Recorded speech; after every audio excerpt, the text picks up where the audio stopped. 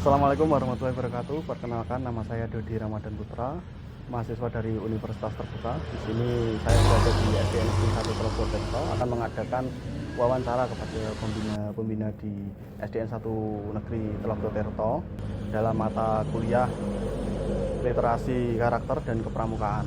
Terima kasih. Di sini saya sudah bersama Bapak Anung sebagai pembina di SDN Negeri 1 Purwokerto. Bapak Anung, maaf mengganggu waktunya Mas, sorry.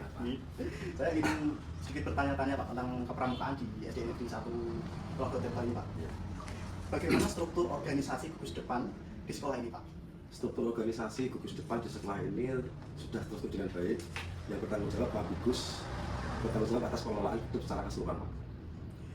Terus kemudian apa peran spesifik kepala sekolah atau pembina dalam memberikan bimbingan dan bantuan kepada guru depan? Kepala sekolah secara umum bertanggung jawab terhadap pembinaan gugus depan dan pembina, penggalang maupun siaga memberikan materi yang diperlukan oleh anak atau peserta didik sesuai dengan jenjang usia antara siaga atau penggalang.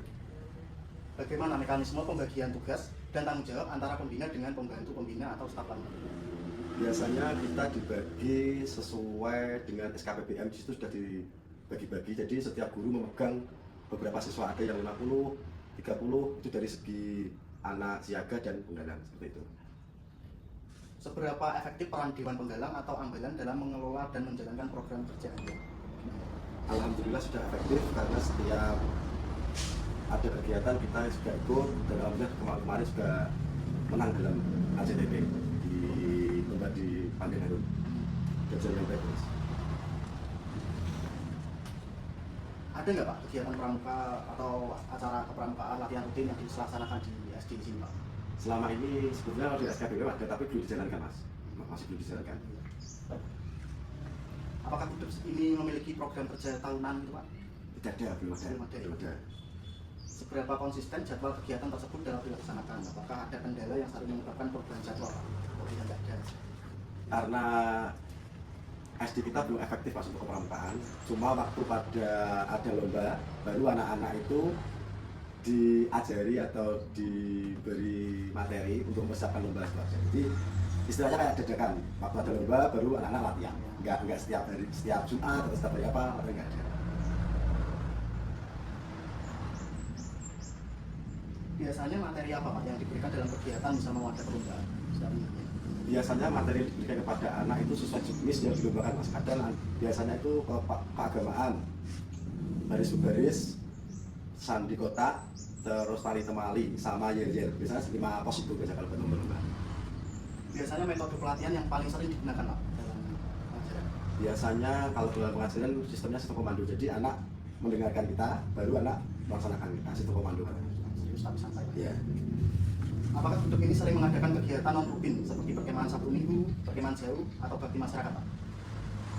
Belum pernah melaksanakan Mas, belum pernah melaksanakan. Satu minggu belum pernah. Bagaimana kegiatan-kegiatan tersebut diintegrasikan dengan penanaman nilai-nilai karakter berdasarkan Trisatya dan dasar? Biasanya untuk keagamaan itu anak lebih mengenal tentang rukun iman, rukun Islam, dan alam. Biasanya anak lebih untuk membangkitkan anak rasa cinta kepada tanah air, kepada alam. Jadi cinta kebersihan seperti itu bisa. Apakah sarana dan prasarana yang tersedia untuk kegiatan pramuka di sini sudah memadai Pak? Sudah cukup memadai. Contohnya tersedia tongkat, tali. Kalau untuk simatur kan untuk SD belum ada, jadi nggak ada. Cuma tongkat sama tali itu sudah cukup Pak. Apa saja sarana dan prasarana yang menjadi prioritas untuk segera diadakan atau diperbaiki di sini Pak? Yang segera diperbaiki yaitu tongkat-tongkatnya banyak yang patah ini. Bagaimana mekanisme pengelolaan, inventarisasi dan pemeliharaan alat-alat Kudus di sini? Biasanya kalau untuk alat-alat kepramukaan yang menyimpan itu penjaga, jadi disediakan sendiri ruangnya ada di situ. Jadi ada tenda, terus tongkat, tali temali sudah di packing sama penjaganya di sana.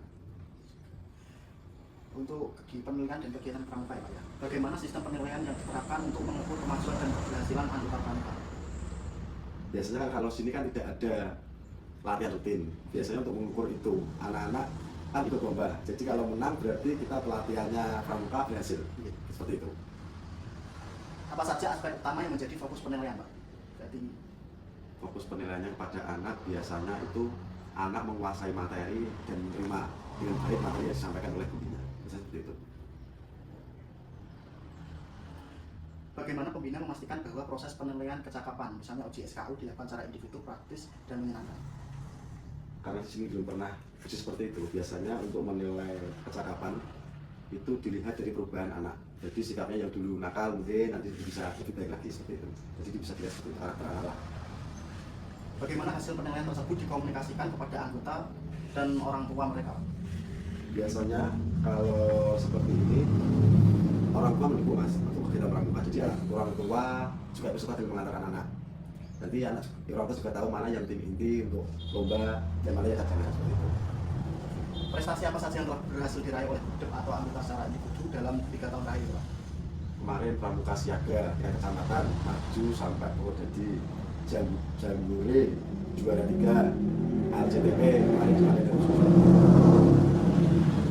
Apakah ada upaya khusus yang dilakukan Budep untuk mencapai tingkatan tertinggi seperti membentuk Pramuka Garuda?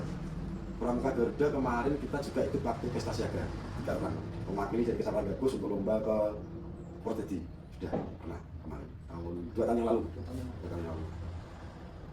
Apa tantangan atau kendala terbesar yang dihadapi Budep dalam melaksanakan kegiatan baik dari sisi anggota, pembina maupun fasilitas?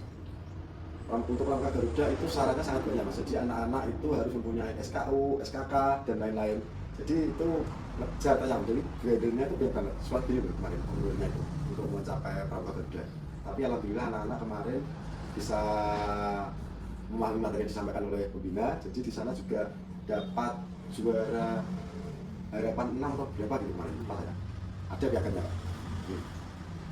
Bagaimana dukungan dari orang tua, wali murid terhadap keikutsertaan anak-anak mereka dalam kegiatan pramuka? Orang tua selama ini waktu anaknya ikut kegiatan pramuka sangat mendukung. Seperti halnya dia mengantarkan, terus dia juga melatih anaknya di rumah untuk tanya jawab tentang soal, karena waktu mau lomba kan kasih soal mas. Jadi anak-anak tanya jawab sama orang tua di rumah sendiri, jadi berlatih sendiri di rumah. Seperti itu. Apa upaya atau strategi yang telah dilakukan oleh pembina untuk meminimalisir atau mengatasi tantangan tersebut?